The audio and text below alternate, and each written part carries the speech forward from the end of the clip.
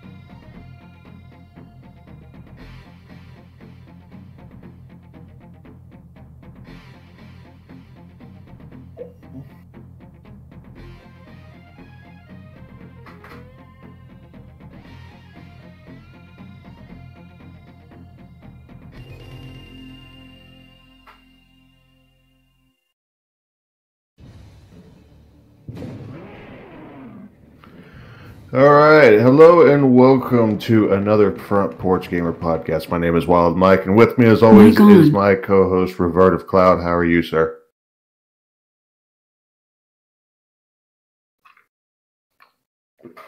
Yeah, just a little bit. So today we're going to be talking about classical arcade games, and for anybody who pretty much, I don't know, what would you say, Cloud, grew up mainly 80s, 90s. So, yeah.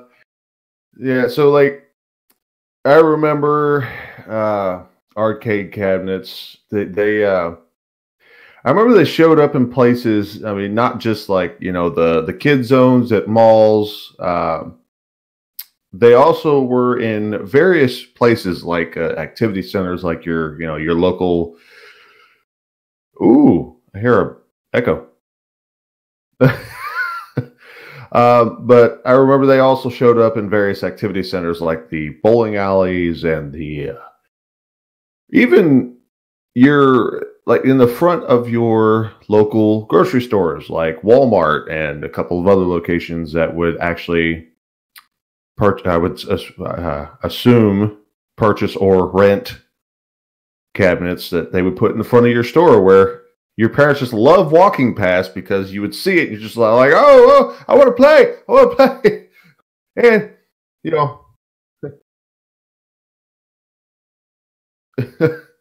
or two quarters. Or there was I remember there was actually a point we were leaving Walmart. My mom was checking out and she actually handed me 50 cents and she says, here, go play the game really quick. It's going to take me a minute to check out. I'm like, okay, cool. So I run out to the front. I popped 50 cents in it. Turns out it needed 75 and it wouldn't work. So I was like, oh, I need one more quarter. I ran up to go ask my mom for another quarter, and some other teenage guy pulls up and pops a quarter in, realizes, oh, I get to play. So he starts playing. I'm kicking and screaming because it was supposed to be my turn, and my mom literally had to drag me out of the freaking Walmart. I'm just like, he stole my turn. He stole my turn. And he's just looking at me like, what the hell did I do? No clue. Yeah. Yeah, boys and girls, there was a time where you had to pay to play. Mm. Oh, yeah.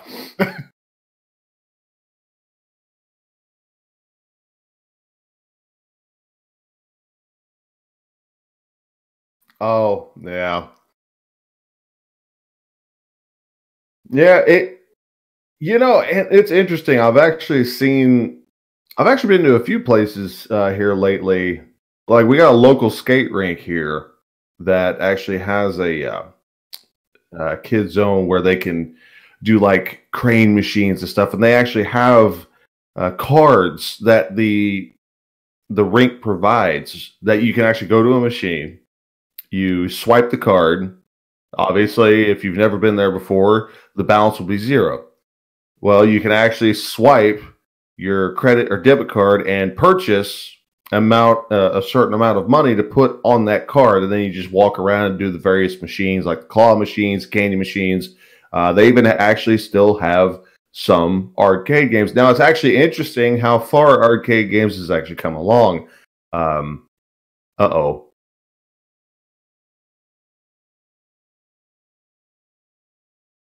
My OBS just completely shut off on me.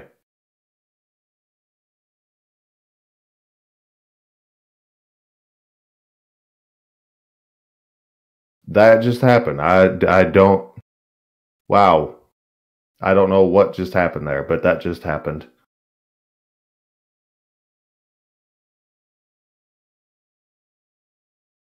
Uh, my OBS just completely shut off on me. So anyway, as I was saying, it's actually interesting to see how far along arcade games has actually come because we do still see some from time to time, but not as many as we used to. I think the last arcade game I saw, the thing was actually freaking massive. I mean, it's the Terminator. I think it was the Terminator Revelations arcade, where you literally stand up on a platform. You have this humongous screen and like complete like Terminator theme uh, display in front of you, and you actually pick up this humongous gun with a cord or a big wire sticking out of the back of it, and you literally stand there almost like a VR style, and you just shoot at everything that you see, and the gun will actually kick based on the type of weapon you're actually firing in the game. Yeah, and then I think they also have the all too well known Guitar Hero arcade that's still a thing.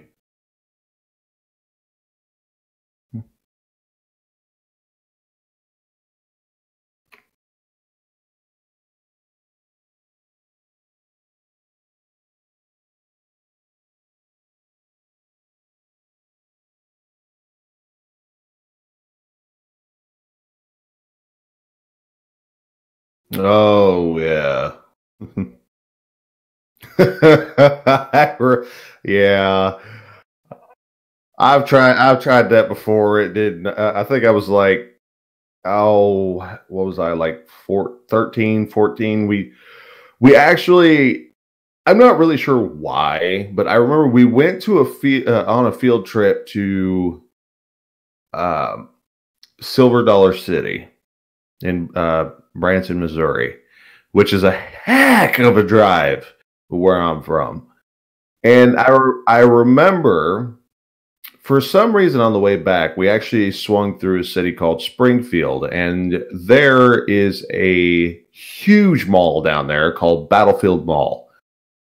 And I remember we stopped by there for, I'm assuming we stopped by there for dinner or lunch, something. And I remember they actually gave us some time to go hang out in the kids zone where, I mean, they had an endless amount of arcades and a bunch of other stuff that we could do. And I remember there was a Dance Dance Revolution in there.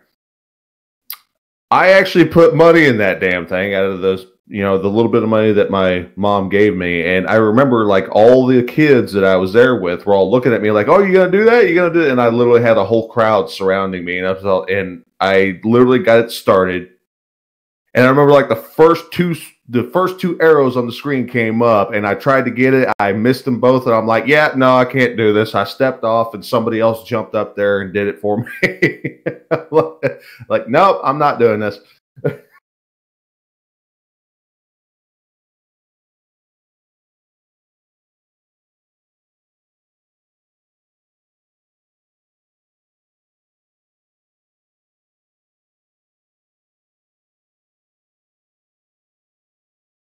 Oh, I remember those. You always tripped on them.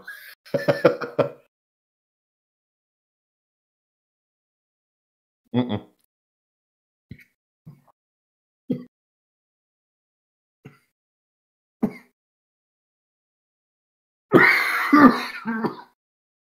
They can't hear me. You're good. Oh, oh, well, maybe on your end, but not mine. Oh, anyway, sorry. It was my soda went down the wrong tube. Anyway,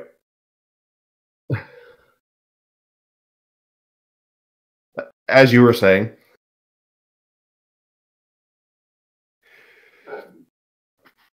I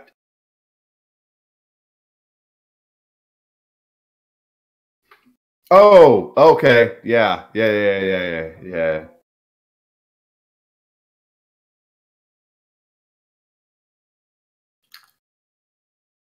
yeah.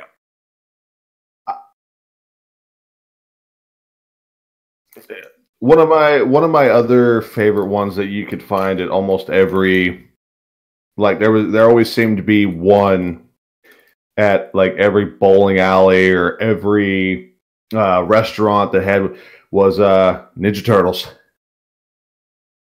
Yeah, I tell you what, I remember one of the Ninja Turtles that they had. It was arcade. It was a four-player, obviously, and I remember that the experience with the arcade version, as far as the way it played, the way it sounded, the way it looked, all changed when the original NES actually got their own version to that arcade game, which was interesting because it still play now. If you've the NES only had two player, but it was interesting because they got their own copy of the arcade version of Ninja Turtles, and it still played like you could do four player because you could actually choose which turtle you wanted to play, and it had four player slots on the game, but the NES could only play two.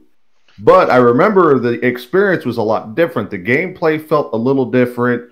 The all the sounds were adjusted and changed. The visual, everything. It was the same game, but everything as far as the aspect of it had changed. And it was really interesting to see consoles pick up arcade games.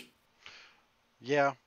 Well, this is a rip moment for me. My OBS, I had my mic muted in OBS this whole time.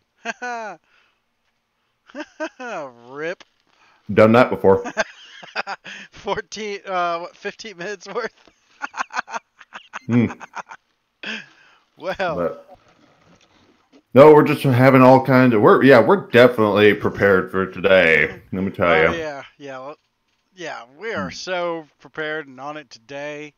I just got done doing brakes on a car that just wanted to be a dick. Yeah, that was fun.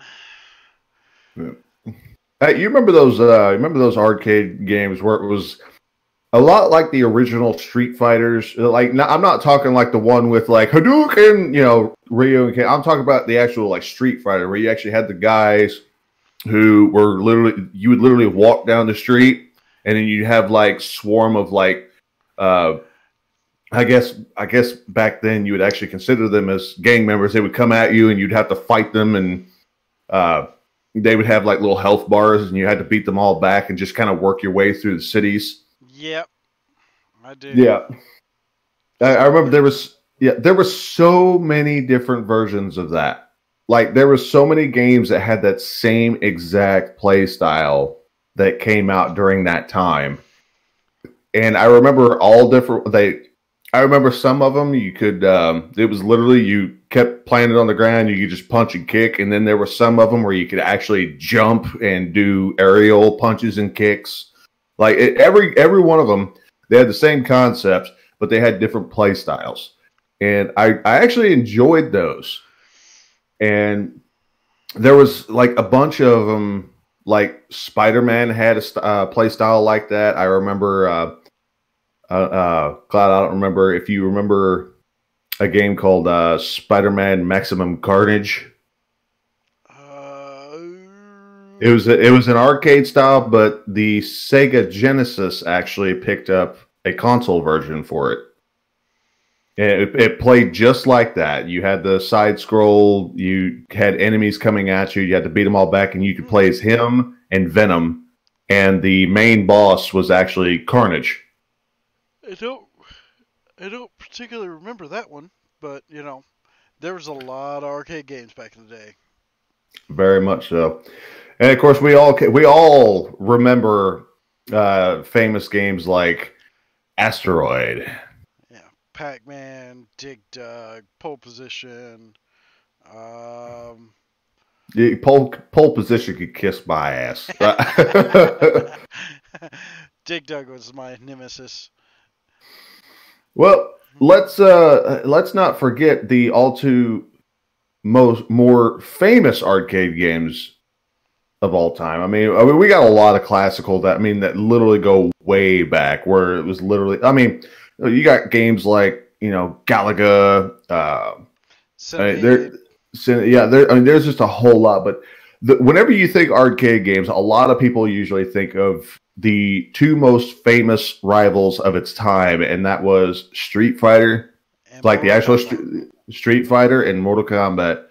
And I remember like playing both of them, and it's like, people have been crying out for years that these two need to have a crossplay. Like there actually needs to be a game, Street Fighter versus Mortal Kombat. But what's interesting is I know the reason why it never happened, even though fans have been calling for it for years. The reason why Street Fighter versus Mortal Kombat never happened is because Capcom refused to do it. Only because, now here's the interesting thing, if you know Capcom, they have games like, Devil May Cry, they've got games where it's literally just death, destruction, blood, gore. I mean, they are notorious for this. But when it comes to Street Fighter, that's the only game that they have that is really it's tame. It's literally just a competition of, skill. There's no death to it. And that's the reason why they refused to let it happen, was because Mortal Kombat is about fighting, and then, you got fatalities and stuff like that.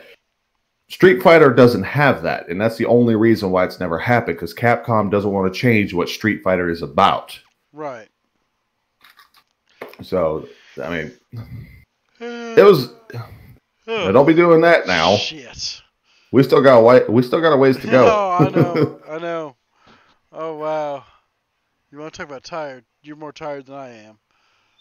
Yeah, a little bit. But, no, there's... There is a whole lot of arcade games I played as a kid that literally, like, I remember the one that pissed me off the most, though, that I would never go back to if I had the chance, and that was the golf arcade. Hydro Thunder. Hydro Thunder. God, I could play it on the console. I could play it just fine at home. I get in that arcade cabinet. Nope. I couldn't even control the damn thing. I mean, that's partly because, the steering wheel. I later found out that the steering wheel was actually broken when I started using my brains. Well, the one arcade game that I could never stand playing, and I used to play it a lot, but it always made me angry because, like, there was only one way to control it. You would actually play the game of golf, but on the arcade game, you actually had a trackball.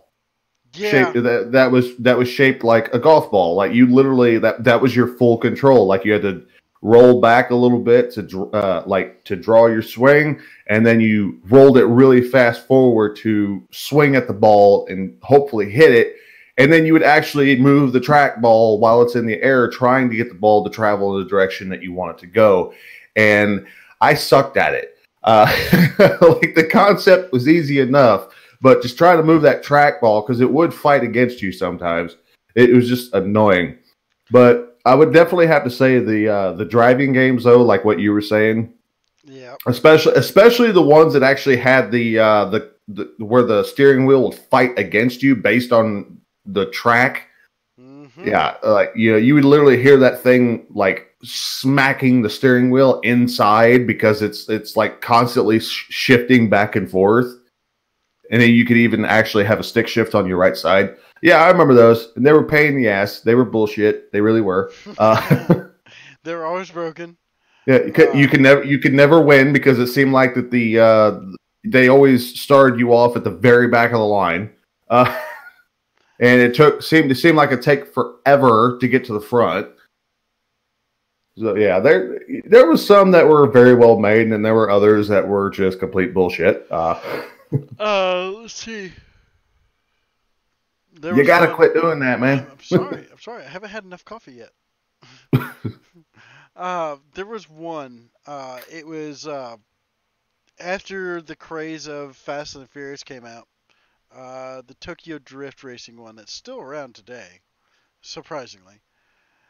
I just got to hang on. I got to pause your thought there for a second. Scared the crap out of me, but Vito, thank you so much for the subscription. Welcome. Okay, sorry. No, you're good. You're good. Call it out. I mean, I have no problem with that. But that game itself, like, the chair was always broken. You never could sit in it, right? The shifter was usually broken. So I mean, you sat down to it, and somebody jokingly made a note on one of them and said, "Ha ha ha! I'm going to eat your money." Pretty much, because it was always broken. I mean, people are so rough with the arcade equipment, but at the same time, think of how many people touch it. Yeah. Actually, I prefer not to think about it because now that I'm older and I actually realize just how quickly sickness spreads. Yeah, it's things that make you want to go, bleh. Now, speaking of which, I remember there was actually an arcade game that I used to love playing, even though I was no good at it. One of my favorite ones to play as a kid. It was a shooter arcade called House of the Dead 2. Yep. Yeah, I remember that. It was literally you were traversing through. It's one of the ones you were literally shooting. It would stop you in places, and you would shoot at everything that was in your way. Like, you would have like zombies and stuff that were actually throwing axes at you or trying to come at you at like fast speeds, and like you could literally just shoot away. And there were even demons. Like, yeah, there were zombies and demons in this, where you literally had to shoot your way through. And I remember that was like one of my favorite shooter arcades to play. but I was never any good at it. But yeah, I remember there was actually a point where when I graduated high school, I was actually going to join in the military, and I remember they actually took me up for the MEP tests. I think that's what they're called. I can't remember. It's been a long time. It's either MEPS or HASBAB. I can't remember. I think it was MEPS. But I remember when the building I was in, the waiting room that we had, where we would literally just sit there and wait for like the next set. I mean, we had the tests, then you had the medical exams, you had all this stuff that you had to do. And I remember while you're sitting in the waiting room, you could actually get up, visit with people, talk. And just in the next room, there was a single arcade game that was sitting there. And it was fucking House of the Dead 2. And I was like, dude, I got to play this. And I popped it in. Lo and behold, controller number 2, which was the blue one, which obviously blue's my favorite color. That's the one I wanted to use. It actually had been used so much it was broke. You could literally there were chunks of plastic coming off of it. The trigger was broken. It was bad. I had to use another one. But I remember sitting there and just firing away. And one of the army guys came in, and he just kind of stood there and was watching me. And he goes, "You have a lot of pent up aggression, don't you?" I'm like, what? He goes, "You're shooting like a madman." He goes, "You're shooting like somebody who has a lot of pent up aggression. What's up?" And I'm just like, nothing. I'm just playing a game. He's like, "Who are you joining?" I'm like, "You don't want to know." I'm on your side. Don't give a gun to me. I'll just start randomly firing. No, he was Army, and I was actually, and at the time I was actually going in for the Navy. So yeah, that's what he told me. He asked me, he's like, who are you joining? I just looked at him straight up and I said, "You don't want to know." Hey, he probably said, "Don't ask, don't tell." Probably. No, back in those days. No, there was one close to that when I played. A little pizza shop down here called CC's. I like CC's. Oh yeah, it's really good pizza. But they used to have a little arcade in the back with one called Time Crisis. And I remember Time Crisis. Yeah, it was a little cop, hey, you run around shooting, same premise, shooting everything on the screen except for the hostages. Man, I could never get past the second level by myself. Yeah. I'd always beg and plead with Dad to come over and be like, Dad, need your help. And then he would just start kicking ass, taking names, and it's like, fuck.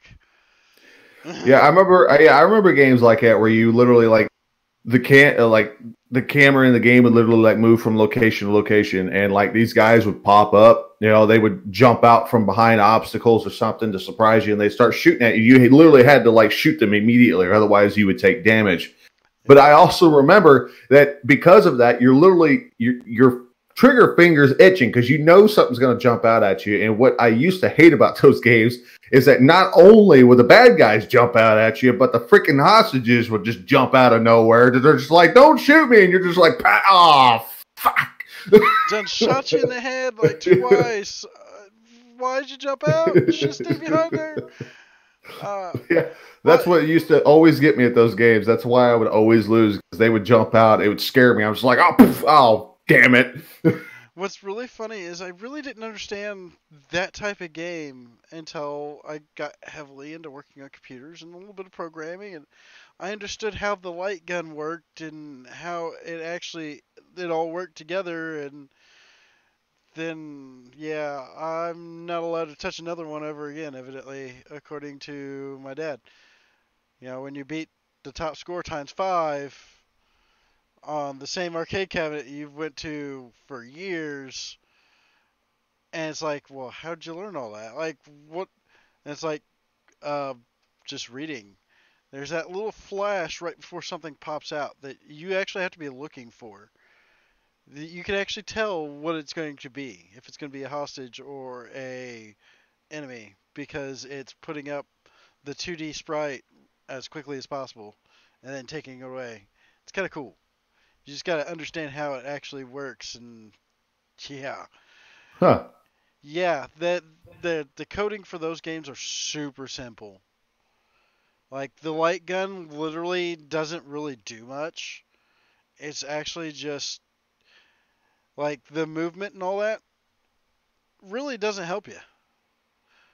I mean, you're pulling, it's just like holding a mouse. That's actually all it is, really. Kind of surprising, huh? A Yeah. large, giant mouse.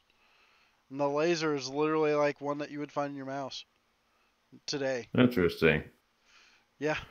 Yeah, and I know that there's some arcade games that I learned that the screen that you're looking at isn't actually the screen; it's a reflection. Yep, reflection of the screen, since those screens were super expensive.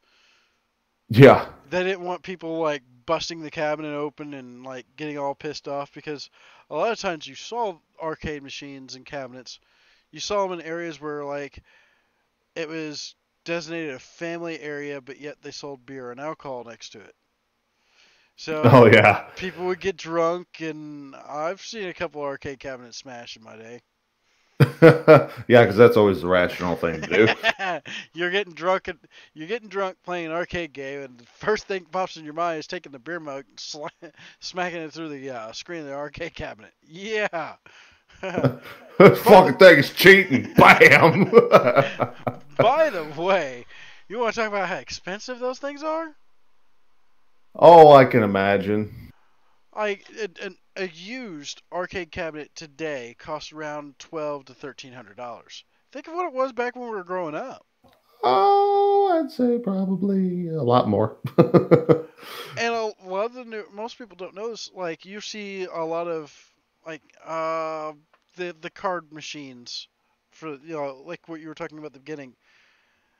Those are actually modified arcade cabinets that actually run everything through emulation. Really? Now, yeah, a lot of the arcade cabinets are actually using like stuff like Raspberry Pis and like stripped down computers, like actual real desktops to run all in emulation now. Because the hardware, something I learned years ago. Okay, so you go and order an arcade cabinet, right?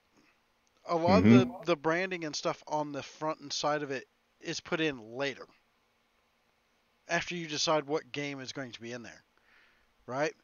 The game company comes out and puts an SOC on the motherboard, locks it completely out. Nobody can change anything with it. Nothing.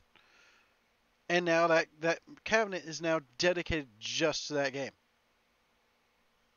Yeah. So you got, you know, business owners and whatnot that would love to switch out their game, and they just can't because they're locked into that one game. So years and years ago, people were like, why can't we just unlock this stuff and throw full-fledged computers in there and emulate it? And that's what they've been doing ever since. I mean, you still Yeah. find, fully legit cabinets, made by Midway. Yeah, that company's still alive and kicking somewhere. Oh yeah, Mortal Kombat, dude. I mean, that's their go-to series, I man. know, but that was the sarcasm there. Uh, but you got a couple of companies still making true cabinets, but a lot of them aren't true cabinets anymore.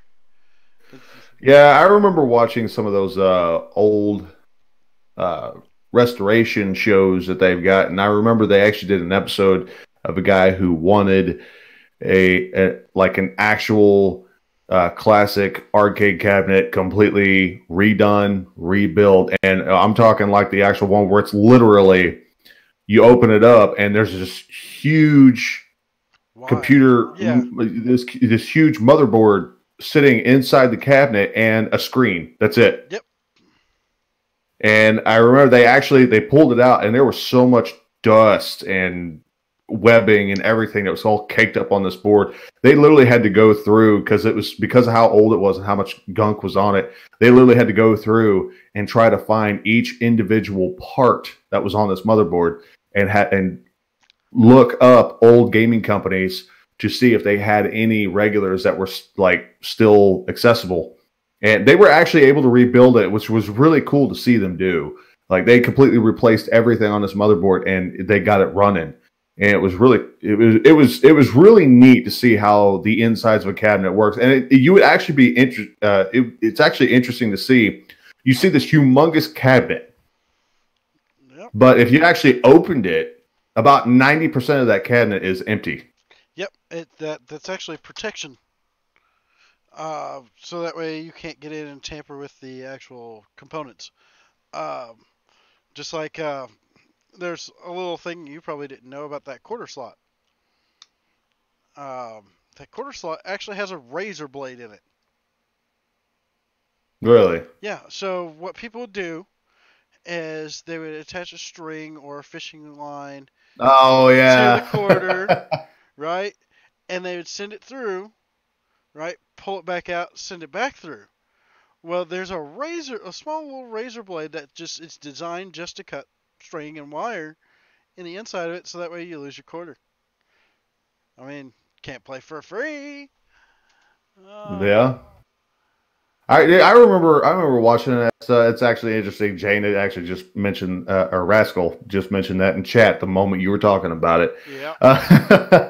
But yeah, I remember only seeing that like in cartoons and stuff. But I knew it was an actual thing because I remember watching a show where a guy demonstrated how people used to do it back in the day, and it was a real thing. But yeah, it's really interesting to find out that there were some game companies that built those cabinets who actually outsmarted people who tried to do that. Oh yeah, there was other measures in place, we're talking about arcade games. You can't go to an arcade without seeing this. Pinball machines. Oh yeah.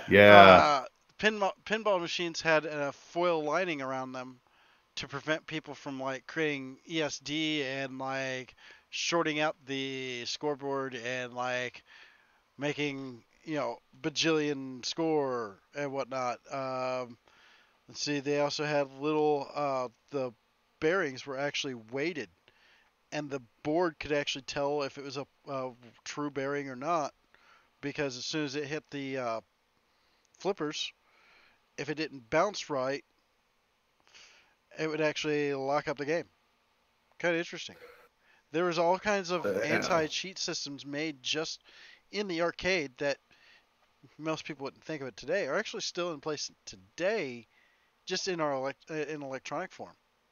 Yeah. And, well, I remember, speaking of pinball, I remember there was actually the term bumping that I remember in the computer games of pinball and all that, like that you actually had a key that you could hit that would literally, like, you would see the screen shake, and based on where the ball was, if you shaked it just right, you could actually use it to your advantage. And I remember that was actually a form of playing pinball that a lot of people kept saying, oh, it's just part of pinball. And I remember, like, inside the computer game, if you quote unquote bumped the table enough, you would actually cause a tilt, and the game would completely lock out, and you would just watch your ball drop to the bottom, and you would lose. Yeah. I actually decided to test this theory, and my local bowling alley, whenever I was growing up, they had a pinball machine. Or actually, they had two of them. And I remember sitting there, and I popped in a couple quarters. The ball comes out, I'm playing a little bit, and I'm just kind of looking around, and I was like, well, let's see if this works here. And I just I bumped it a little bit. I was like, okay, well, there ain't nothing happening. And I did it a couple more times, nothing happened. I remember one time I actually did it, and the fucking thing actually popped up tilt, and the game locked out on me.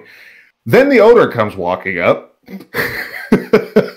He says, hey, could you do me a favor? Could you not do that? Sorry.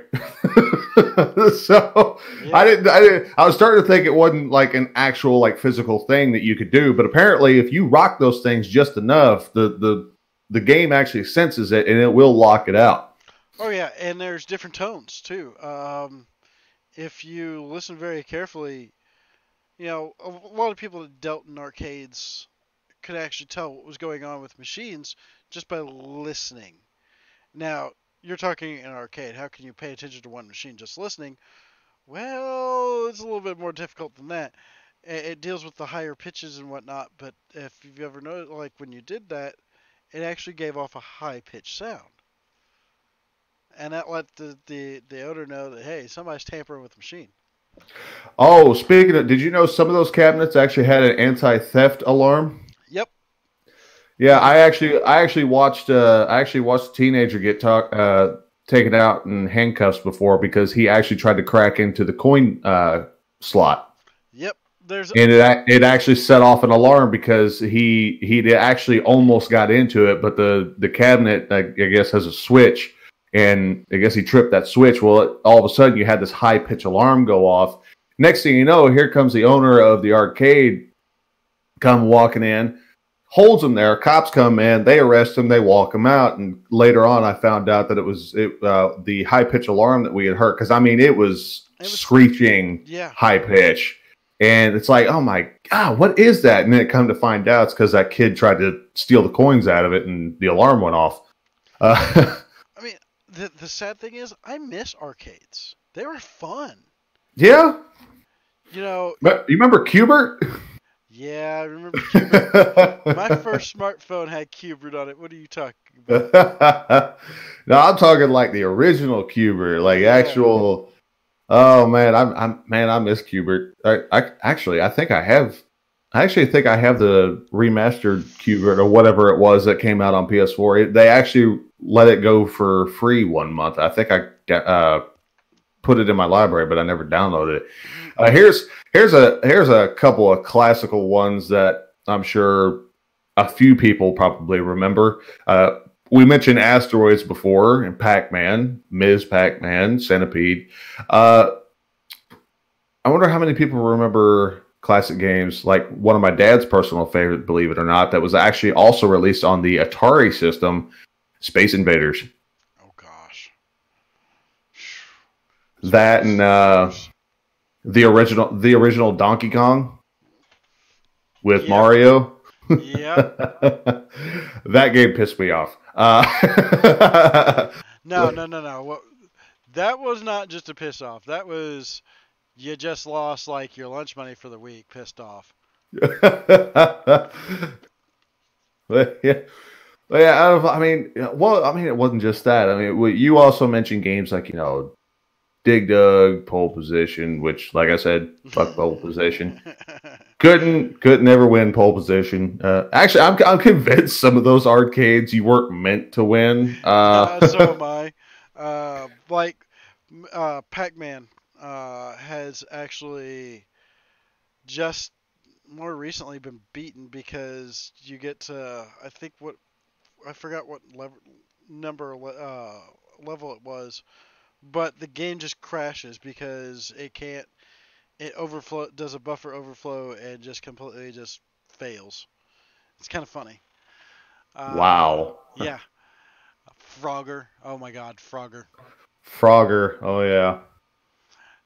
Who would ever thought that a game about a frog getting across the road would be so successful? That's like the biggest joke right there. Like, forget the chicken. Why did the frog cross the road? Right. I mean, have you ever gotten that frog across the road? Not with crazy traffic like that, no. I mean, Jesus Christ. Like, you would have guts. It was so popular that they even did like a brand new style of Frogger when PS1 came out. Yep. It was 3D Frogger, and like I remember that was like that and Rampage. Yep. Rampage World Tour. Yeah, there's another fun little arcade game that actually hit a console release. But I remember they brought out the new Frogger because it was just that popular, man. And I actually remember playing Frogger in the old days. Old days, and I actually remember playing it on the Atari, and it used to literally you had this little sprite that looked like a frog. You literally tried to cross the street with it, and there's just this little blocks that would just run back and forth, that you had to dodge to get across the street. Then the fun part was trying to jump, like the last part of it was trying to jump across the river with the logs and the lily pads. And those lily pads were a bitch to jump on. Like you finally get across the hellish traffic, and then you're duped by a bunch of lily pads because they're too small and you can't quite get that timing right. But yeah, oh man, I got major nostalgia going on here right now. Hypersport. Hypersport. Oh, Super Cobra. Let's see. One that actually I found on Steam, and I did not know it had. Well, I knew one of them had a release on computer, but it was very rare.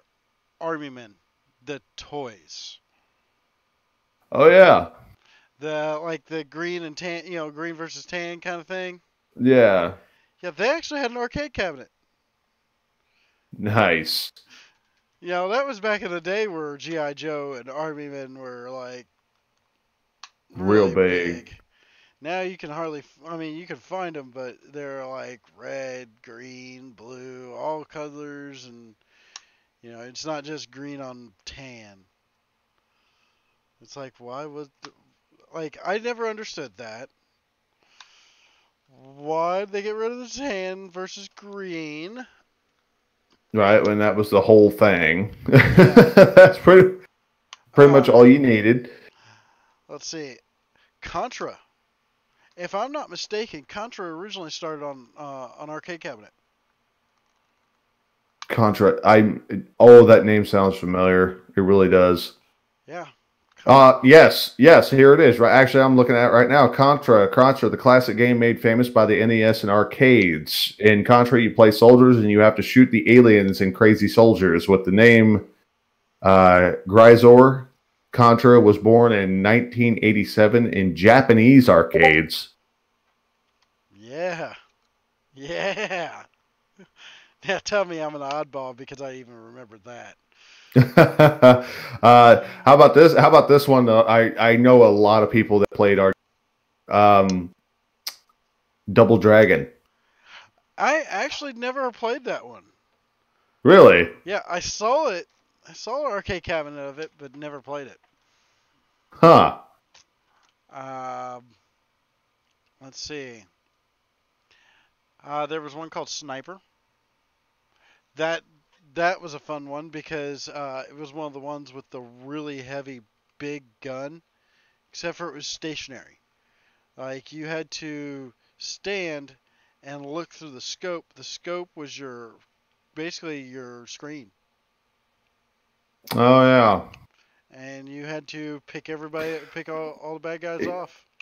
Yeah, I remember that because I used to lose so bad at that because it's like, I would find one guy who like take your eye away from the scope, look on the screen, find another one, and then try to find them with the scope. And it's like that game was so hard. I remember that because the whole trick to that game is you're not meant to close your eye. You're meant to have both eyes open. Yeah, just is oh god. Well, that's how it is in normal shooting. Like movies and TV shows get it all wrong. They don't squint. No, you're taught and trained to leave both eyes open. So your brain has to learn which side of the image to process more richly and more quickly, so that way the other half is behind just by a little bit. Yeah. Well, here's one that I'm not surprised that we probably didn't get an actual American release of, but there was a Japanese and Chinese arcade cabinet called Dynasty Wars. And believe it or not, Dynasty Warriors, known as Tenchi Wu Kurao, I hope I'm saying that right, in Japan, is a 1980s beat-em-up retro arcade game. In this game, you act as the hero in the Three Kingdoms of ancient China. It was one of the first games to let you choose a character. Yep. Never played it, but heard of it. Yeah, and it's actually it's based in around one of my favorite series. Yep. It's one of the original games that they ever did for it, which is kind of cool. Kind of like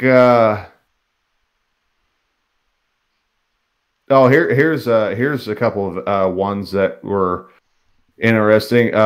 So Street Fighter was not the original release of the beloved characters that we know. It was called Final Fight. Did not know that. That's interesting. Yeah, plays a guy who rescues Final Fight. Plays a guy who rescues his girl.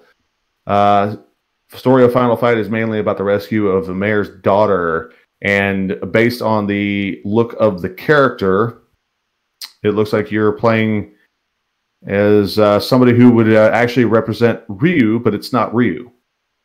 And then there was Final Fight 2. You play as Guy or Chun-Li in an epic side-scrolling beat-em-up flash game. Huh. So, very interesting. Yep. Did not know that. The more you know. Yep. And apparently in Final Fight 2, based on the picture, Guy appears to be... I don't know much about the original Final Fights, but apparently in Final Fight 2, based on what I'm looking at here, Guy is actually either Ryu or Ken, but both of them are actually in the game. But as it says here, you only play as Guy or Chun-Li, which we know who Chun-Li is, obviously. Yeah. But yeah, there's just so many games that they did that they were all great in their own way. I mean, by far.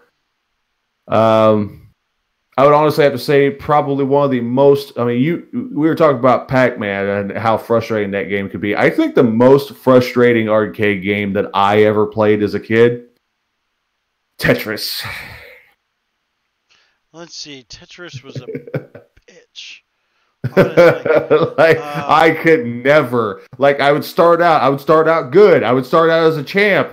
That would last for a good 10 seconds. I'd say about 10 seconds. And the next thing you know, all the parts would start getting really weird on me. I'm like, wait a minute, this isn't going to fit like this. Wait, hold on. I wasn't very good at future planning in just a short amount of time. Right. But Tetris, I remember I played Tetris in all forms. I remember playing it in arcade. I remember playing it on Nintendo, Sega. I mean, literally, I probably played Tetris on every platform that was ever brought out on, and I sucked at every one of them. But, what do you think, man? Trying to think. I mean, I know there's plenty more that we've probably played, but I'm trying to remember a couple of more. And why is my alarm going off? Okay, fix that. Okay. How about Jupiter Lander? Are you there? Yeah, I'm here. I was talking to you. Jupiter landing. Sorry, I got kind of distracted. Yeah, Jupiter Lander, where you literally you had a little spaceship ball, and you had to try to land on the surface. Yeah, I remember without crashing. I remember that one. Sorry about that. I had a message that kind of distracted me for a moment. So. Yeah, we are just acting all kinds of professional for this podcast today. It goes along with our days. I mean, first, yeah. Well, for the chat on your side that probably doesn't even know this, but this whole podcast has been going on my channel at the same time. The first 15 minutes of it was just Mike talking to himself because I forgot to hit the unmute button. Totally professional right there. Yeah. So. And now I've gotten a text message that's like, yeah. But let's see what are a couple of other ones here. I'm looking at all here. Yeah, Galaga. Galaga was really good. Galaga was freaking amazing. Released by Namco in 1981. Galaga is a spaceship shooting game. Galaga is similar to Galaxian because it's a sequel. Yes, very much so. Yep. The player controls a spaceship and shoots at groups of alien ships above that occasionally attack. And I remember, I can't remember. I'm pretty sure Galaga had it, but I remember Galaga was actually the one that I played. Like, you could, I can't remember if you actually could get upgrades for your weapons, but I do remember there was actually one alien ship that you would shoot at that it would come down and release a tracking beam, and if you get caught in it, it would actually capture your ship. And I remember if you had an extra life and you brought your next ship out, that the ship that it captured, you could actually, if you shot the one that captured it, it would actually bring that ship down, and you would have two side by side that you could control. Yep. And you get double spaceship, as I remember. Yes. Very much so. It made it so much easier though with double ship, especially if you could get past it. Yeah. Yeah. Here's another one.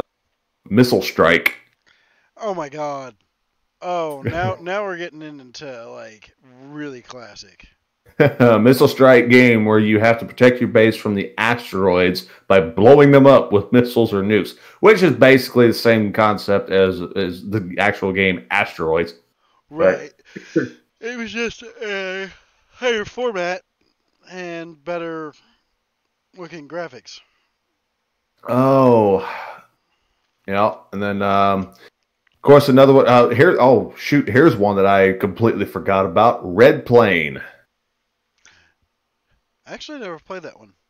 Red Plane is a 1942 aeroplane shooter style game. You have to shoot the boats and the attacking aeroplanes. I like how it says aeroplanes, like AERO. Aeroplanes. And then let's see what's another one here. Oh, Metroid. That I knew got started in arcade, but I don't remember exactly like how that came about. Let's see. Free playable online flash Metroid spaceship game. I'm literally looking at a website where you can play these old games for free. Which, yeah, it's. I mean, it's still info. I mean. Yeah. Trying to find some other ones that were actually like legit, because now I'm actually finding titles that were actually released today. Oh, Jetpack Spectrum. Yep. Jetpack Zx Spectrum. Yep. I'd say that was Jetpack Joyride, which was more of a recent that was released to arcade and console. Yeah. But I remember that. You had the little guy with the jetpack. You had to launch yourself up different obstacles to try to get out. Jetman must escape from a planet where he has landed on to find his way home. Build up the rocket and avoid the bad guys by shooting them with a laser. Jetpack was released in 1983 by Ultimate Play the Game. Yep. In fact, funny side note, Metal Gear Solid has an arcade game. Yeah, that's the that was the original, right? Just Metal Gear. Kind of. There was that. Now this is where it gets a little heated. Pachinko. Pachinko? It's basically an arcade game. When you think about it, you see a lot more arcades in Japan than you do over here, because it blew up really big over there. Arcade gaming is a thing over there. Right. WWF. Oh, here. Yes. Yeah, I played WWF. Yeah, I vaguely remember. I remember I played was WCW. Yeah, I think that was Nitro too, wasn't it? No, actually, it was Nitro. No, it was just WCW. Oh, I was gonna say I remember there was a WCW Nitro arcade cabinet, But I think it was just rebranded. I think after they went through the Nitro generation because they all had like Generation X and all. I've lost so in touch with that I'm lost. It was actually, believe it or not, the WCW that I played, I remember, they actually did an NES version of it also, which I ended up getting from my cousin when I was like way, way young. But I remember playing the arcade version of it too, and I remember there was like a list of like, I think it was like 20 wrestlers, a lot of whom like some people probably don't even remember anymore, but there were some more famous ones like, you know, Animal and Hawk, Ricky Steamboat. Like there was a few of them on there that, you know, people today still remember. But there was a few other names on there that, shoot, I don't even really remember. But I remember that was like an old play style. It was like very, very low resolution. You just had two guys that were walking up with their fists up, and you could just do like a straight punch and kick, and you had to do it until they actually dropped to their knee. It looked like they were rubbing their leg, and that's when you could actually walk up and grab them and then hit like up, down, left, right, or and one of the, I think it was like A or B. But yeah, you could do that, and you could do like different wrestling moves and charge it up. And once you actually got your opponent weak enough, you could actually finally do that character's finisher move. Right. And I remember one of the things that really got me on that game was when a wrestler would actually win, they would actually raise up their arms, and there was actually a voice for all the wrestlers. I mean, it was the same voice, but like whenever you would win, the bell would ring, they'd raise their arms, and you would hear them go, "Yeah!" And I'm like, dude, that is cool. Like, I didn't know there was voice acting on these games. Like, like that's all it was. If you don't like console gaming or PC gaming and you just like mobile gaming, you should actually walk into an arcade. Like, if you can find an arcade, like a retro arcade, and you can actually see the progression of gaming, like, through the eye of the arcade. It's kind of strange, because you start seeing, like, more graphically demanding games and more and more and more. And these are from dedicated systems. Yeah. And it's like, geez. Did you ever play Kaboom?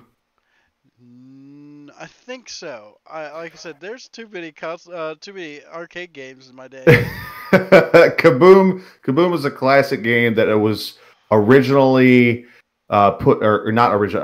Kaboom was a classic arcade game that was eventually released also on the Atari 2600 and was released in 1981. In this game, you have to stop the bombs from exploding that the bomber is dropping on you. I played it. You know, one of the things I hated about the arcade was the ticket counter. Oh, yeah. Yeah. No. Oh, my God. I'll pass on those any day. Oh, the ticket counter.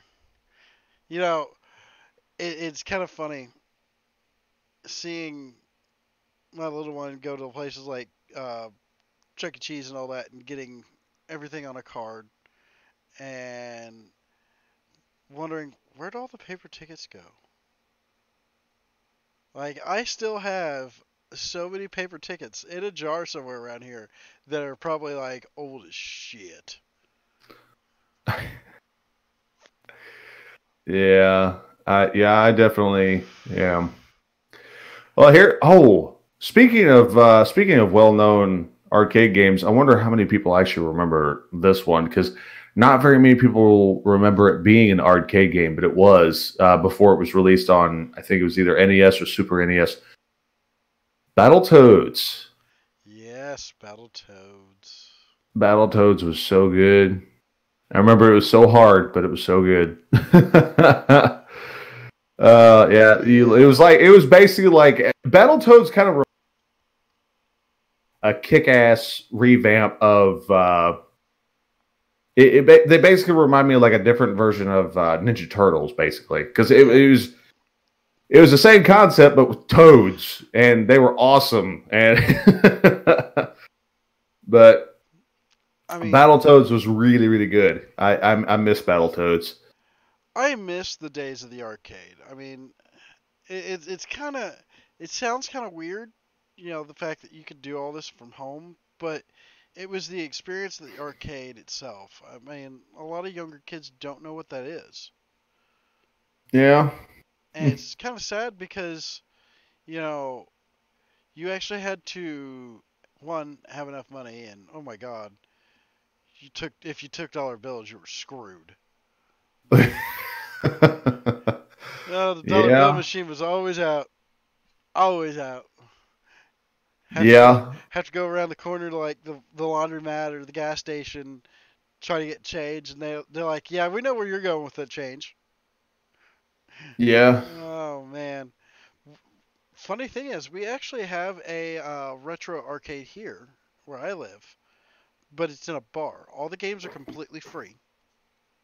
Um, the owner actually does quite good business because older, the adults come in and they play these games, get drunk, and you know have a good time playing their old classics. Um, my mom went one time with me, and all she did all night was stay on Pac-Man. Of course. That was her game. She wouldn't play anything else. Like we could go to anywhere that had an arcade machine, and if it didn't have Pac-Man, it was a crap place because it didn't have Yeah. Pac-Man. I remember. I just found the title that I remember playing as a kid, and I remember you actually had to have two people to play it. Battle City is literally a tank versus tank game that you played, and you had to play two player because if nobody played the second player, you literally were just controlling one tank, and you just roll to the other side of the screen where the other tank was kind of tucked away in its little starting spot. You'd shoot it, you win. So you had to play it with somebody. But I remember if you actually had somebody to play with, Battle City was actually a lot of fun to play because like you're literally like you're rolling around, hiding behind obstacles, and you can only shoot in one direction. So it's like you're rolling around trying to make sure they don't get the advantage over you because if they actually manage to get lined up with you just right, quick enough, they can shoot at you and it's game over. But Right. Battle City was a lot of fun. It's like there was a lot of tank games that they brought out with for arcade that just it was a lot of fun. Yeah. And Oh, God, arcades were.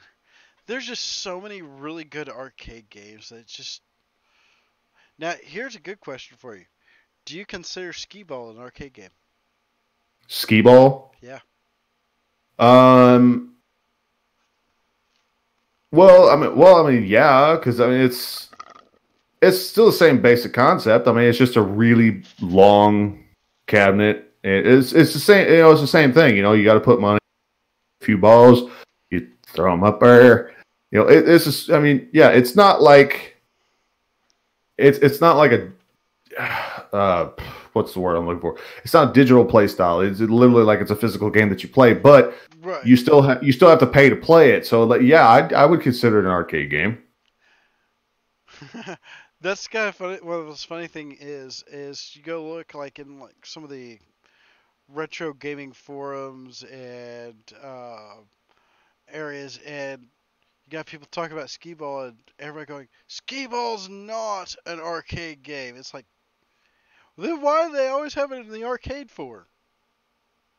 Right. I mean, I always thought about taking one of those balls and just throwing it through cabinets, just to piss people off. Well, yeah, and those balls were pretty thick too. You do not want to get hit by one of them. They were pretty much a sanded down shot put ball. That's what they, if I'm not mistaking. Like then those things are heavy. Yeah. I'll tell you one other shooter arcade that I miss playing is uh-oh. Really? Am I still connected? You're still OBS popped up saying, oh. Wow. Yeah, OBS is saying that I'm disconnecting, reconnecting. Reconnection successful. Okay, well, that happened again. Wow. What the hell is going on with this thing? I don't know. It could be OBS, could be, I don't know. But anyway, as I was trying to say before I was rudely interrupted by the stupid program, but I remember one arcade that I really missed that actually came out with the Super Mario Brothers as a double pack on the NES, and that is Duck Hunt. Oh, Duck Hunt. Yeah, I always really enjoyed watching dog, like you if you would shoot a duck, he'd raise it up and like, yeah, you got it. But if you shot at one and you missed and it flew away, he would actually come out and just mock you. Right. Loser. But yeah, it is. Your stream on my end has not come back up. Well, hang on. Oh, there it goes. Okay. Yeah, it's up. But yeah, it's, believe it or not, did you know with Duck Hunt, they actually did for Oculus VR, I think it is, they actually came out with another game that is represented to that. I can't remember the name of it, but in the VR, you actually play a small child who has a NES system, and your mother comes home and rented you that game. And you're literally standing there, and you actually go inside the game, and in the VR, you can actually control the gun. You got what obviously is a man in a dog suit. It's basically the same concept as the game. You know, you go through the level shooting at the ducks, and, you know, he'll stand up and dance around if you shot the ducks. But as it goes on, it starts getting creepier and creepier and creepier. Fucking and creepy anyways. Well, by the end of the game, you can actually, whenever you're actually in the Duck Hunt game, if you turn around, you actually see yourself through the TV monitor. And there's actually a point where halfway through the game, you actually see the dog standing behind the couch behind you. And after one of the rounds is over with, you go back to the kid, and you could choose to play the next round. And your mom in the background asks, "Honey, have you seen my kitchen knife? I haven't found it." And then you play like a couple more rounds, and next thing you know, you look, your mom's dead in the kitchen. All the lights are off. So you play one more round, basically challenging the dog. And inside the game, you try to defeat the dog, but you can't beat him. And then it actually goes back to the real life perspective, and you're looking around. The dog is stalking you outside, and then it actually comes into the house trying to attack you, and you got to figure out a way to stop him. And if you don't, he stabs you in the forehead. Wow. Wow. I did not know that. That is some creepy, twisted ass shit. But yeah, it's basically all dedicated around the original Duck Hunt, and mainly they made it because, as a lot of people usually said, that the dog in Duck Hunt was rather creepy. So yeah, it was, because I'm just gonna go hide in the bushes over here, and when you get something, I'm gonna pop out and cheer. Okay. I mean, the days of the arcade. It was so fun. Yeah. And, it was, you remember, I know I'm going like way old school here. Paperboy? Yes. I remember Paperboy. Wow. That game made me so angry, but I loved playing it. Sight Bike. Oh my god, Sight Bike. Sight Bike? Yeah. Oh yeah, I was actually just looking at, I remember playing that too, and I could never land the damn ever. I don't know how that happens, but yeah, I can never land the jumps. I always crashed. Wow. Yeah, I never could understand it, but I remember Excite Bike. That was a lot of fun. See, Rhea even agrees that is messed up on the Duck Hunt VR. That is... Yeah.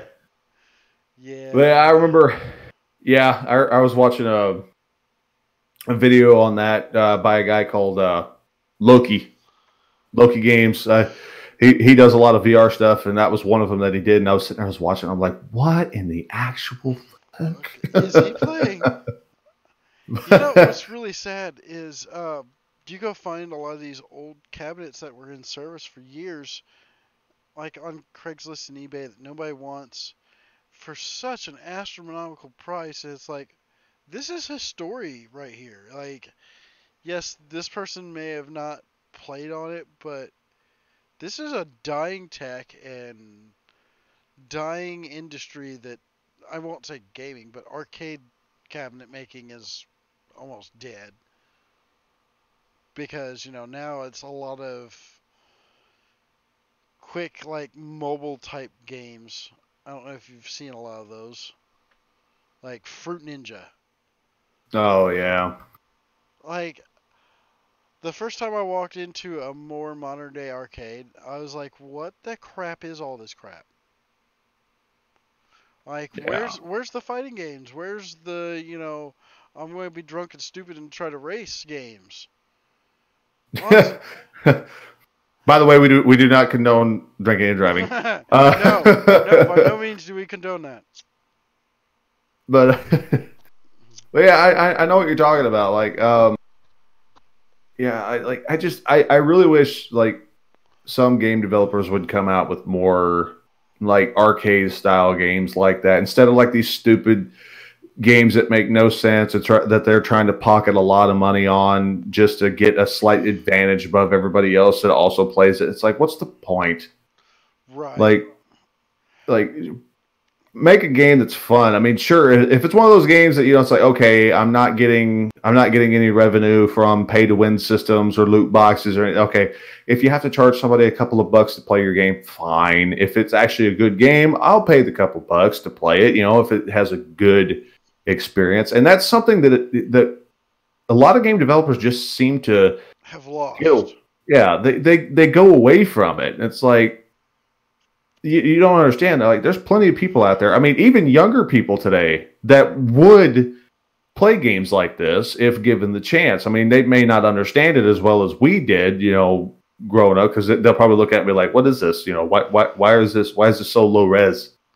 Right. Like, well, on that subject, now this is gonna sound really cool. So one of my bosses, which is not technical savvy, even though he's one of the bosses. He's one of the owner's kids. So technically he's my boss. You know what I mean? He came up to me. He didn't go to my brother because he knows my brother's way too damn busy for this stuff. He's like, so how much would you charge me to build a old school retro gaming emulator PC?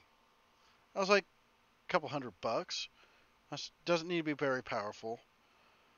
And he looked at me and said, well, I'm looking at showing my daughter and giving my daughter something else to play other than what's currently out, and other than just sit around and watch TV.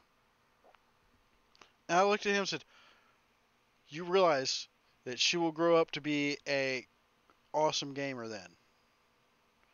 And he looked at me and said, why? I said, because she's going to be playing the older, harder stuff. The stuff that you had to earn everything for. And he looked at me and said, well, that's awesome.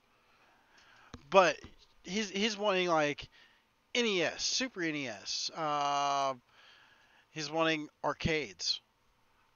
Funny enough, arcade type stuff. And I looked at him and said, yeah, a couple $100 and I can set you up. I said, I'll give you the software, but I won't give you anything else. That's on you. Because, it kind of is illegal. Before streaming was a thing, they were going to the arcade just to watch people play. Exactly. The arcade was like, it was the place to go after school. I mean, I remember that quite well. It was the place to be after school. Everything happened in the arcade. Like your first kiss, your first crush. It was all in the arcade. It was a fun place to be. Wouldn't you agree, Mike? It really was. Yeah. I I really remember just going to an arcade. Now, mind you, a lot of like big thing here, like especially when we mentioned Street Fighter, Mortal Kombat. Like another really fun arcade that I used to play as a kid was the Tekken series when it was actually like on the arcade. Oh, yeah. A lot of another fighting series that not too many people know about anymore, Killer Instinct. Yep. But I remember going to arcades and particularly playing Tekken. I loved Tekken, had a lot of fun with it. But I remember going to arcades and playing with other kids, and nobody could beat me with Jin at the time. By Tekken 3, I believe. I think it was like when Tekken 4, when the character of his father finally was brought back into the series for good. And I remember they actually took a lot of the good moves that made Jin really good, gave it to his dad, which screwed Jin up really bad, in my opinion. But I remember going to the arcades, playing Tekken, playing, against all these other kids that were there, and having fun. Now, the main problem that I have with games like Tekken nowadays, when you're trying to play against other people, it's not the same experience. In an arcade, you had fun. You play these fighting games now, like Tekken, Street Fighter, all that on online or anything. People are out to just beat you and just absolutely ruin your day, pretty much. Like they don't welcome you into the game. They don't say, hey, that was a good match, good job. No, they beat you, they message you, rub it in your face. I mean, it's a toxic environment when it comes to the online community of fighting games now. But I remember at the arcade, it didn't matter if you won or lost. It was still a good time. Oh, yeah.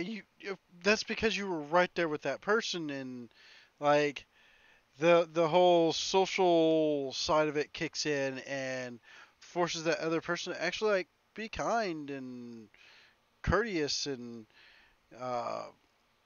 like my brother would stomp people all the time in Tekken, and he would purposely lose. Why? Because it wasn't about that. It was actually about like the actual camaraderie while you're playing it, and like trying to throw each other off the machine. And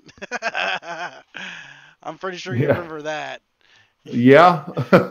Like elbowing each other, trying to get each other to mess up. It was about just the sheer fun. And like I said, I've been to our retro arcade here, and it is fun. As an adult, it's a little even more fun because you get your ass drunk and legally, and play the games that you used to play when you were a little kid that you wish, I wish I could be drunk while playing this. Yeah, because playing games while drunk is always so much more fun. Yeah, just a little. Oh man, shoot, what was the last time I played a game like that drunk?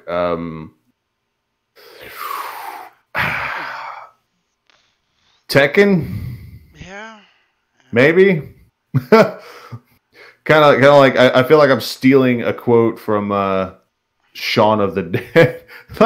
like hanging, those certain people that you hang out with that you don't necessarily like, but you hang out with them anyway because they can be a good laugh. It's like oh yeah, like all right, I admit it can be a bit of a laugh. Like that night we stayed up all night playing Tekken 2, drinking apple schnapps. Yeah, when was that? That was 5 years ago. Yeah. I mean, me and you've had some good times on StarCraft, even though that's not. Oh Jesus! Even though that's not an arcade game. Could you imagine No. StarCraft as an arcade game? Oh Jesus! That would be insanity. That would be, because like here's the thing, like how would you play it as an arcade? Like you got the joystick and the buttons, but wait a minute, this doesn't seem to fit. It'd be a trackball. Honestly, it would be a trackball. I would have to. Probably, yeah. I think I'm killing Mike over here. Oh hell. Oh. Street Fighter 2 had people line up and only keep on playing against the next player and like, oh, that is something. You remember how, oh, Cloud, I don't know if you've ever, but I remember there's been a few times when they would actually have tournaments at arcades. Yeah. Yeah. Like, the arcade would be shut down for the day, only that machine running. And yeah. The lines would be massively long. Yeah, and like they wouldn't even really be playing for like a huge prize. Like it would just be like, like, oh cool, you won. Pick whatever you want off of this shelf.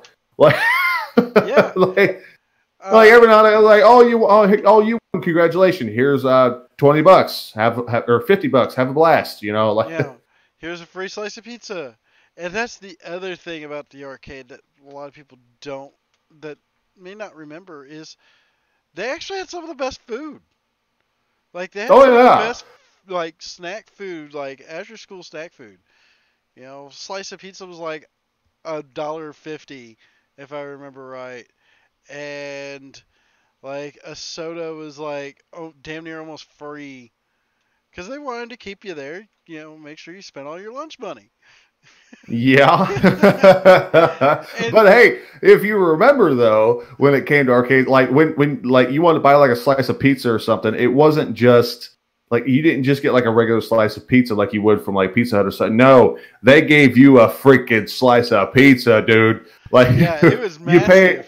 You pay a couple bucks for it, but I mean, you're getting a pizza that's bigger than your face. Like just and that was just a slice. And I remember doing that. Like I can always finish it, but I was just like, yeah, I'm not eating anything for like a good 12 hours. Good. Let's see. But yeah, that was some of the best times with arcades, man. I mean, the food, the experiences. Just a whole lot of stuff you don't see in public places anymore because, like, the sad thing is, I mean, as much as I hate to admit it, when it comes to stuff like that, you don't. I mean, yes, people still go out. They find ways to have fun. But when it comes to stuff, like experiences like that, like, the arcade experiences, taking your kids out, doing stuff, you don't see people do that anymore. No, because it's all, hey, let's stay at home, chill, and watch Netflix. Yeah, and it's like, dude, like. Like it's like if I can quote Gabriel Iglesias, like I remember he said that he actually took his son to an arcade once, and he was saying that his son was just kind of looking at everything. He was like, "What is this?" Like, and he said that he was actually looking at some of the stuff, and he's just like, "Oh my God, I'm getting old." Especially when it's like he said what was really good. He forgot like how loud some of the arcades could actually be. Oh yeah. And he walked in. He's just all like, they got to turn that down. But he said he remember he took his son. His son wanted to play Dance Dance Revolution, but after watching another kid who was actually really good at it, he's just like, yeah, dude, you can't follow that. Here, come over here. I'll teach you how to throw a fireball. Talk about Street Fighter stuff, but yeah, it's like. I remember my parents and like other family members, like my aunts, uncles, they would take me to places that had arcades, and it was some of the best experiences of my life. And what's really sad is how quickly, I mean, seriously, how quickly that died off. Oh yeah, it was a rapid death.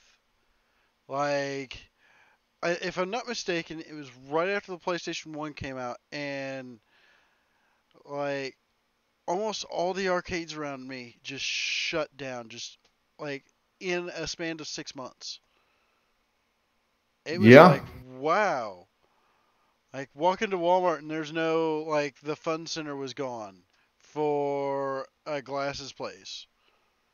And it's like, like the double, like the single or double arcade cabinets that they would have like at the front door, like whenever you're first walking in or walking out. Like, yeah, those completely disappeared. Yeah, like almost overnight. I mean, yeah. And then you started seeing things disappear out of like bowling alleys. Now, a lot of bowling alleys still keep some machines around because Yeah. Well, yeah, because you got to have something to do if you're not bowling. Right. But yeah, like my local bowling alley, at my hometown, they still have a few arcade games down there, like Deer Hunter and Pinball. Deer Hunter. And they still even have that maximum overdrive or whatever it is, the shooter with the whole hostages and everything. Yeah, they still have that in there too. Yeah, miniature golf. That's one that's not talked about very much. A miniature golf. Yeah. Oh yeah. Putt. I want to go play putt. There's a company here that has what they call fun places that have a bunch of arcade games in it, plus some other standalone game machines. I would like to visit that. Yeah. Just for the nostalgia, you know? I mean, it would, like I said, what's sad is how quick they died. It blew my mind of, like, when you go think about it now, it's mind-blowing of how quick a medium like that just said, poof, we're done. Like, they started shutting doors and going out of business. So, I mean, it's like, what happened? Could they not, like, were they profitable? I bet you a lot of them were actually profitable. They became unprofitable when, the consoles came out. When you think about it, because that literally was almost the death of arcades. Why pay 25 to 50 cents for a game you play in arcade for when you can just go home and play it for free? Yeah, sadly. I mean, that's what it comes down. I mean, honestly, I think if they were to bring back arcade games like that, like actual arcade cabinets, I mean, even if it's updated arcade cabinets, and they were to put them in, successful businesses like the one that you've got, the bar where it's got the game area that the games are free. I honestly think if they were to do something like that and just put those in successful businesses where people hang out, like bars and whatnot, I think that arcade games could make, not a huge comeback, but at least a comeback enough to where people start to remember what it was like to play those and the experiences, like where you're just hanging out with friends and having a good time. Because right now, what I'm seeing in places like this, and I don't know why, but it seems like every bar has one nowadays. The Super Punch arcade. Oh my god! You dump $1 in it, the punching bag drops down, and you hit it as hard as you can to see what kind of a score you get. That seems to be the one that literally guys and some chicks will actually line the fuck up to just drop dollar bills in this thing to see who can hit the hardest, and it's like, okay. So we have the aspect that arcades are still a thing, in a sense. Right.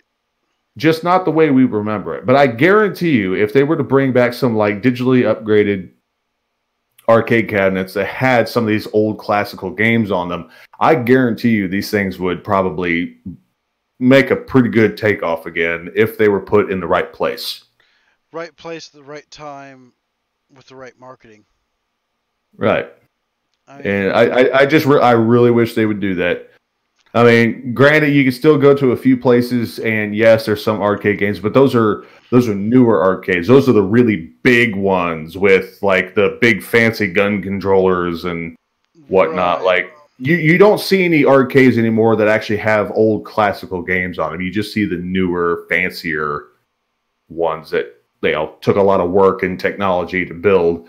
Like seriously, if I walked into an arcade and I saw a cabinet that had like Streets of Rage or what's a couple of other Space Invaders or Robotron, like if I saw any classical arcade game somewhere in there, dude, I'd be all over that. Like how much is it? 50 cents? There you go.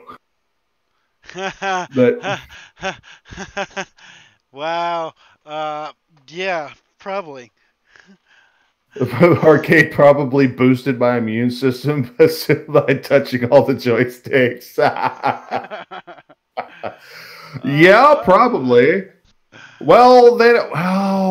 Actually, since Rascal brought that up, that actually brings up another thing as to why you probably wouldn't see arcades doing all that well anymore, because of the germaphobes that we have in today's world. God, the atypical soccer mom that like needs to hose their child off before they get into their $17,000 van that literally is a piece of crap that they drive around at 80 miles an hour thinking they're hot shit.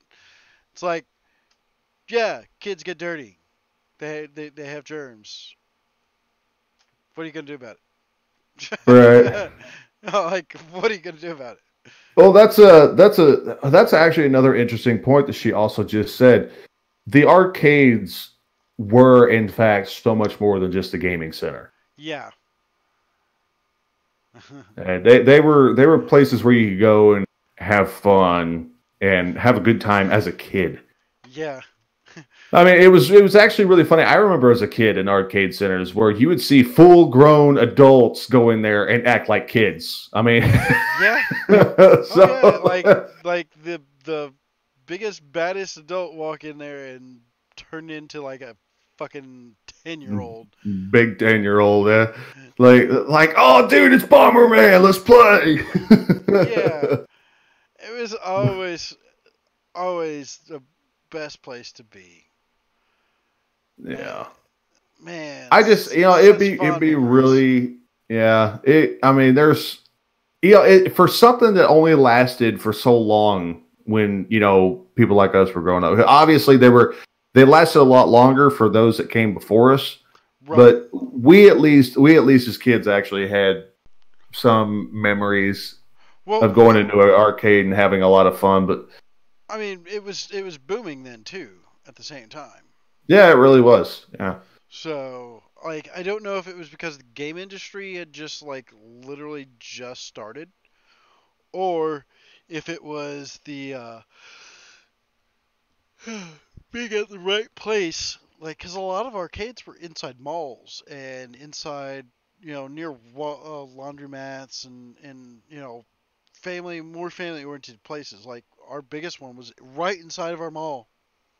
And not our good mall. Like, our town has 2 malls.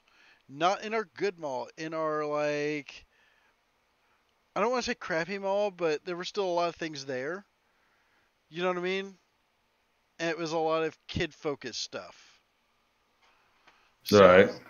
It was really fun to go in there. Here's a couple of other good points. Rhea says that giant guy who were all but doing the potty dance because they couldn't wait for their turn at the specific pinball game. Yeah, I've done that. Yeah. I'm a victim to that one. Yeah, I've done that too. I'm guilty as well. Rascal also makes another very good point, and this is something I'm pretty sure even you would probably relate to. Another experience at the arcade is you got to meet new friends, often some that you would never see again, but the experience taught you how to socialize, to connect, and to be okay with being different. Oh yeah, especially in the summertime. Like, your summer vacation pops around, you're off school for the 3 months, and yeah, arcade every day. Like, you didn't even have to play a game, you just arcade every day, and it was just a good place to hang out. Like, yeah, if you were a regular, this is what's really funny. If you were like a regular there, here, all the time, the owner would just give you shit for free. I remember getting like free pizza like 4 o'clock in the evening because it was 2 hours old and he needed to make fresh, and he would go around to whoever was at the arcade at the time, give them free pretzels and chips, and it was awesome. That was the whole thing. He made it a fun environment for not just kids but adults, but at the same time he made an impact on so many kids' lives because, that's something I still remember. I remember getting free pizza. Sorry. Wouldn't you? Yeah. Oh no, I like the point that Rhea makes. Yeah, the arcade was our safe space. Yeah, safe being the word there. Yeah. Let's see. Yeah, you can go there to enjoy the games and whatnot, but you also went there to harass everybody too. Like, hey, I bet you I can beat you that game. I bet you I can beat your score. I bet you can't win.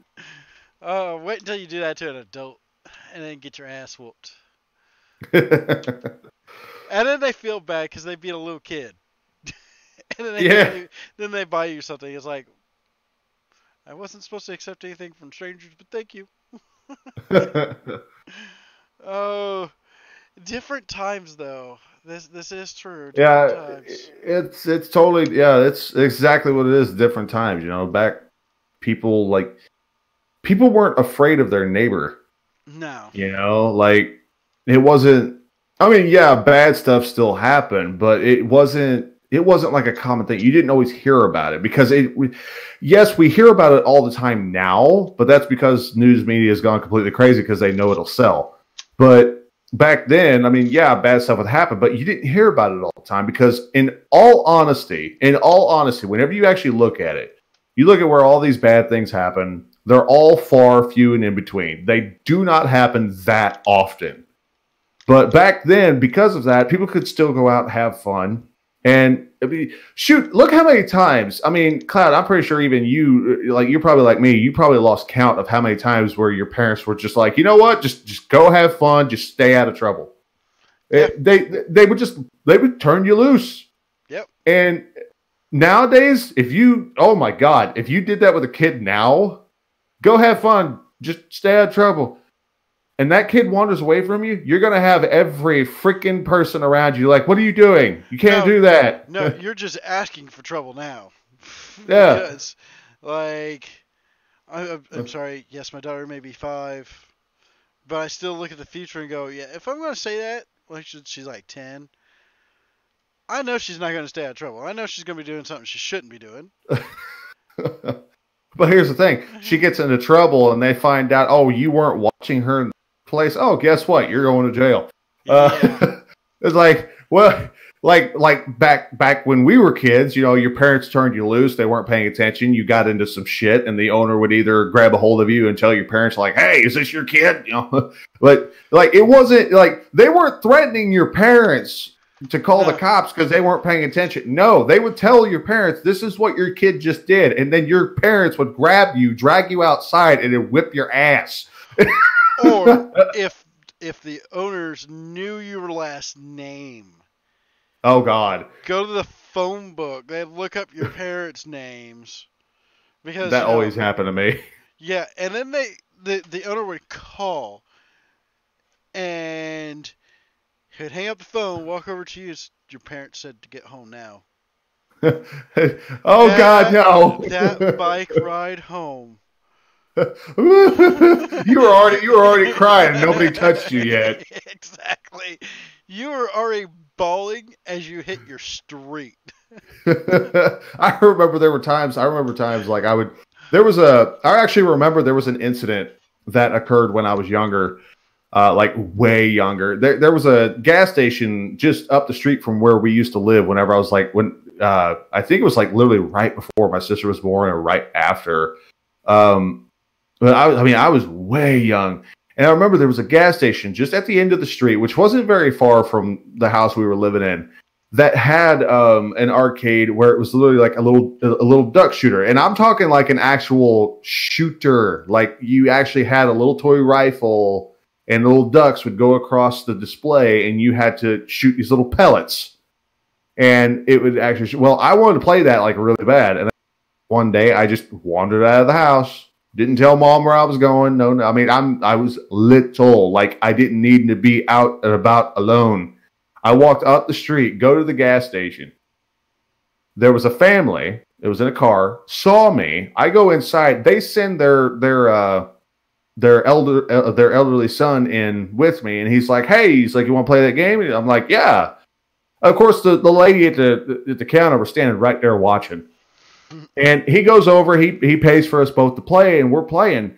Little did I know that what was actually occurring was the teenager was keeping me distracted while his parents and the store clerk were calling the cops.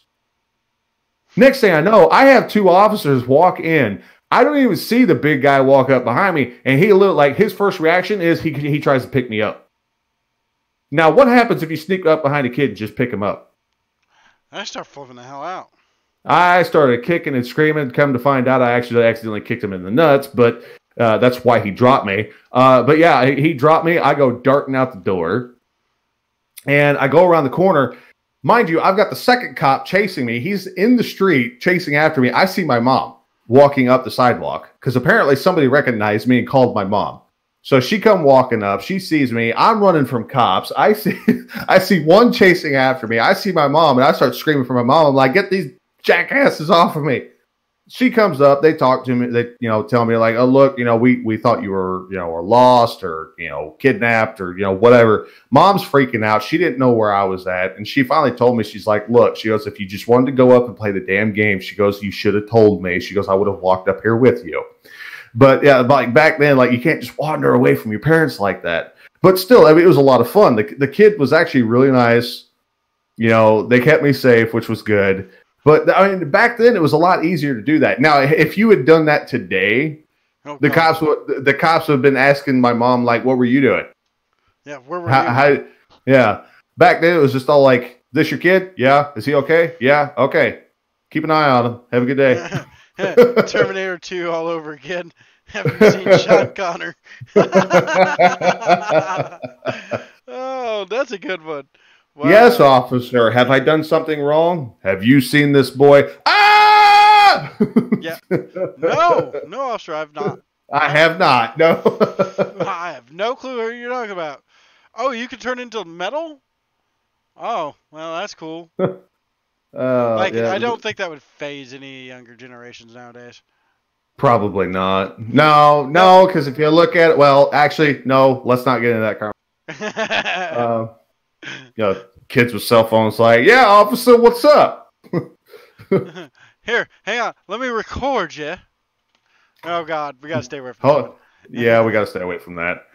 That's yeah, I see videos on that all the time, like freaking, like, I mean, young kids, like young teenagers, like probably 13, 14 years old with camera phones, and they see a cop. There's like, I'm going to start recording. Can I shame you? Yeah, we really need to stay away from that cop. Let's stay away from that topic, because if we get into that, I'm gonna be like, we need to beat these kids' ass. Like we need to give them the old school education we grew up with. Okay, we can't just let them turn loose like this. This is crazy. Hey, lock them in the arcade. But yeah, but see that leads up to another point about arcades and how fun they were. You didn't see shit like that in arcades, and if you did, it didn't last very long because usually they were running you out. Yeah. Well, here's the really messed up. You remember lock-ins at the arcade? Oh yes. Oh gosh. Yeah, those were great. It's like, oh, I have a whole night away from my parents, and I just get to play games all night, dude. Heaven. Like with a group of your friends, the game machines were for free all night. They had a little corner stashed away that was quiet. That way, if somebody wanted to go to sleep, they could go to sleep. My mom didn't have to spank me. She was a master of guilt foo. Oh, wow. Yeah, that mom look. But yeah, I never remember those lock-ins because I remember kids that could actually stay awake past like 10 o'clock. Be over there just having a good time, just going at it. And it's like 3 o'clock in the morning, somebody wakes up, man, is Johnny still playing? I remember one time I did that, and yeah, there was like a whole group of us that was just because it was pretty close to winter time, so it was like pretty chilly. And I remember, like, they had that little area. It's like, oh, if you start feeling drowsy, just kind of hang out over here. We got some pads that we've got late, like those like little styrofoam wall pads that like Yep. used to be up in the gymnasium. So if you crashed into the wall, it wouldn't hurt. Yeah. I remember they actually had stuff like that. They would lay on the floor, and there's like, if you start feeling woozy, you need to take a nap, just lay down over there. And I remember there was actually like, it was getting pretty close to midnight, but at the same time, it was still pretty early. And it like literally, it was probably rolling up at like 10 o'clock. And there was a bunch of us like, I've never been up past this time before. I think I'm ready to go to bed. Like, where there'd be like a whole bunch of us just kind of huddled together in the corner, just kind of passed out on the floor. Like, I'm using Johnny's shoes over here as a pillow, and you got like these two over here. Like, you got one guy. He's like, you had that one friend that was like bigger than everybody else, so that everybody just used him as a pillow. Yeah. Or somebody would find somebody's jacket and like that would be their cover. Yeah. But yeah, I mean, And then the next day you get home, everything's all sticky and nasty, and your parents look at you and go, you need a shower. Yeah, you need a bath. Go take a bath. It's like, But, yeah. What did you guys do all night? We played games. We played games. No scary stories? No, we played games. What's really sad is we could probably still say that today if we told our parents that. We're like, you're a grown-ass man. What are you doing staying up all night playing games? Don't you have work? I was off. Yeah, exactly. It's my dad still plays, he's an old gamer. He doesn't play many games. He plays some. He'll play Call of Duty occasionally and whatnot. But there's times I talk to him, he goes, so what'd you do on your day off? I sat and played games, Dad. He goes, fucking really? Yeah, Dad. I sat and played games all day. He goes, did you get any work done? Fuck no. That's the whole point. Oh, it's like with my dad, like he's not real big on games. Like he actually hates games. But I got him an Atari for Christmas last year, and he loves that thing. But he doesn't play it that often. But when he does, he enjoys the shit out of it. But on his days off consist of working on his Jeep or working on other people's stuff. And on my days off, he'll ask me, "What'd you do all day?" Slept. Played a couple games. Oh, of course you did. You're always playing them damn games. Well, yeah. Yeah, he tells people to this day, like, it's my fault you like those much. If I hadn't have fucking bought you an NES as a babysitter while we were cleaning the house. Yeah, Dad, cleaning house. Yeah, okay. We're going to call it that. Yeah. But he still tells people to this day, like, it's my fault he enjoys those damn games so much. He's 30 years old, and that's all he freaking does. I'm like, well, let's see, Dad, I'm not married. I literally have nothing else to do. Like, I have a kid, but I only get her like on, specific weekends, sadly. So like, what else am I supposed to do? Just sit around and watch TV like you do? I don't think so. I'm sorry, I don't have a lazy boy that's conformed my ass. Yeah, pretty much. But yeah, we are showing our age tonight. Yeah. I still get you. Aren't you in bed yet? Why are you still gaming? Oh, I remember there was a time growing up. My aunt, I remember she came down for a visit one time, and she actually saw that I was so hooked on games that she actually came in because she saw light coming out from under my door, which, by the way, I'm pretty sure we all remember this one. Like when you have your games actually set up in your room, which would, in my house or my dad's house, sorry, that wasn't very common. Like usually the games were out in the guest living room or something where he could keep better control over it. It's like, okay, you've been playing for this long, you need to get off. It wasn't very often like they would actually set up a TV in your room. And I remember there was one time when I had the Sega, they actually set it up with an old TV in my room, and I could play it whenever I wanted, as long as I only played for a certain amount of time every day. Well, my aunt tells me that there was a night where she saw light coming out from around the edges of my door, which, by the way, I'm sure we've all been there before. You stick a towel or something across the bottom of the door, which they would tell you that's a pretty smart move, but hello, cover the rest of the stupid door. Right. So she told me she saw some light coming out of the door that was kind of flashy, and she's like, what the hell is that? She opens up my door, notices that there's the towel at the door, so she had to kind of, give it a good push. And she opens the door. She said she actually saw me sitting in the floor, eyes closed, and still playing the game. I was sleep gaming, and I didn't even notice. That's a feat. I mean, have you seen the YouTube video of the guy that's like painting like the foundation of his house and like he's sleep painting? Yeah, that was probably you. But yeah, it just really games are fun. And I really do. I miss old arcade games. But I mean, if you really want the nostalgia feeling, I mean, there are websites out there that do offer for you to play old arcade games. Just you basically stream it on the website and you can play them. And there's some of them that are a lot of fun on there. Like I'm looking at some right now. Or you could play like all the Streets of Rage, Strider, Splatterhouse 3, Sunset Riders, Super Contra, somewhat of a not so, shall we say, legit way, but there's a program out there that I've been looking at. It's for emulators and whatnot. It's called an emulator front end. It's called Launchbox, and it recognizes like arcade stuff. So you put your ROM, your ISO, whatever you're using into it, and it actually like does like some of the arcade animations. Like it'll run like insert quarter stuff, and it's some cool stuff.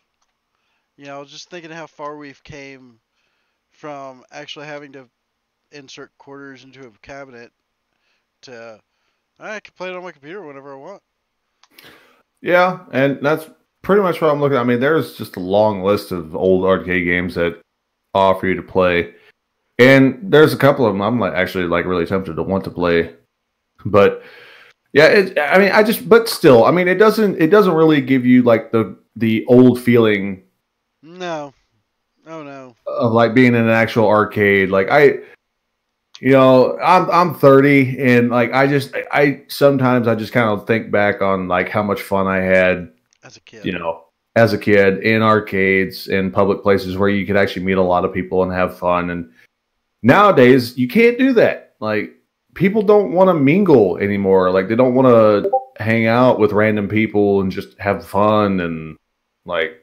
And there's a few things like you go to concerts and stuff and try to have a good time, but most of the time when it really comes down to it, people just don't like other people. Right. I mean, and how it goes though. That's what I miss about being a kid. Back when I was growing up, people weren't scared of their neighbors. They wanted to actually hang out, have a good time, say hello, Right. Enjoy a good time. And that's what I enjoyed about arcades. It was a place that everybody could go to. It didn't matter if they knew you or not, but you went in there, you knew time. So, but I think that's going to have to wrap it up for right now. That has actually been about 2 hours, and from the gist of it, I think we're running out of stuff to talk about. So, So, yeah, I think we're going to call it good for now, and we're going to end this podcast today with basically a note that arcades are fun, we miss them, and maybe somewhere along the line, some company will figure out a way to find a way to bring them back. Yeah. Hopefully. Yeah, that's just one man's hope. But anyway, guys, thank you so much for hanging out with us. We appreciate you listening in and hanging out and joining in the chat. And hopefully we will see you next time on another Front Porch Gamer podcast. And we'll see you next time. Yep. So peace take it easy.